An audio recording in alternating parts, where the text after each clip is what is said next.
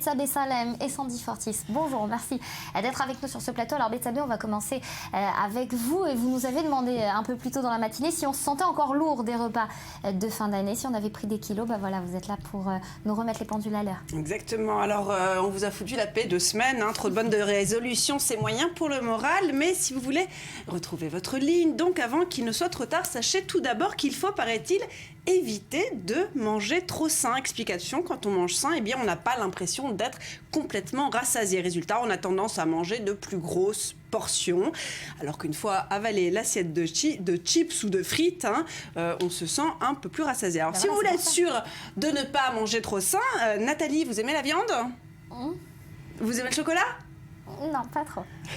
Non, bon, c'est vrai, on va la refaire. C'est vrai, je préfère le fromage par exemple ou ce genre de truc. Bon, en tout cas, pour être sûr de ne pas manger trop sain, donc ce régime serait fait pour vous si vous aimez la viande et le chocolat. Régime steak et chocolat, dernier régime miracle présenté par le Daily Mail au Royaume-Uni, alors que les régimes seraient voués à l'échec, nous laissant affamés par manque de graisse. Et bien, cette combinaison assure à elle seule un apport en lipides suffisant pour ne pas craquer, explique un nutritionniste de la fameuse université d'Harvard qui souligne le régime hypocalorique est l'un des pires désastres de la médecine moderne, de la bonne humeur aussi, accessoirement.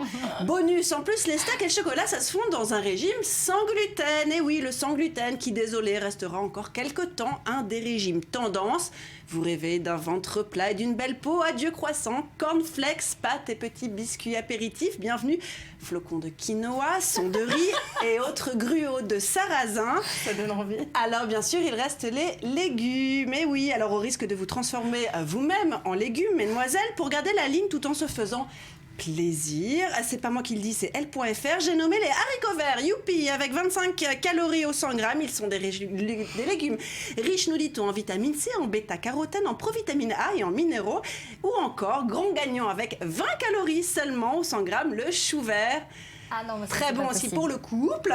Sauf que les légumes, pas forcément faciles quand on sort au resto. Là, la solution pour votre ligne, c'est la silhouette du serveur. Et oui, des chercheurs affirment en effet que nous commandons beaucoup plus au restaurant si nous sommes servis par des employés en surpoids. Affirmation signée Université Cornell, New York. Alors, si c'est pas vous qui choisissez le resto, vous avez toujours la méditation pour perdre du poids. Et oui, c'est en tout cas la méthode vantée par Miki Ryosuke. C'est un acteur japonais qui explique s'être délesté, attention, de 12 kilos en 50 jours à raison de quelques minutes de respiration consciente quotidienne. Ça donne ça, voilà, les filles, si ça vous donne envie. Ouais, moi je veux bien. Ça vous fait perdre du poids. Alors c'est ça ou le chou-fleur en même temps, donc... Vous préférez quoi, Sandy ? La méditation, ça a l'air pas mal. Méditation. Voilà. Moi, je m'entraîne après On le sort du journal. On y mal. va. Merci beaucoup, Betsabé. On va y réfléchir. On revient vers vous demain pour ces kilos en trop qu'on a pris pendant cette fin d'année. Merci en tout cas. Allez, on va parler...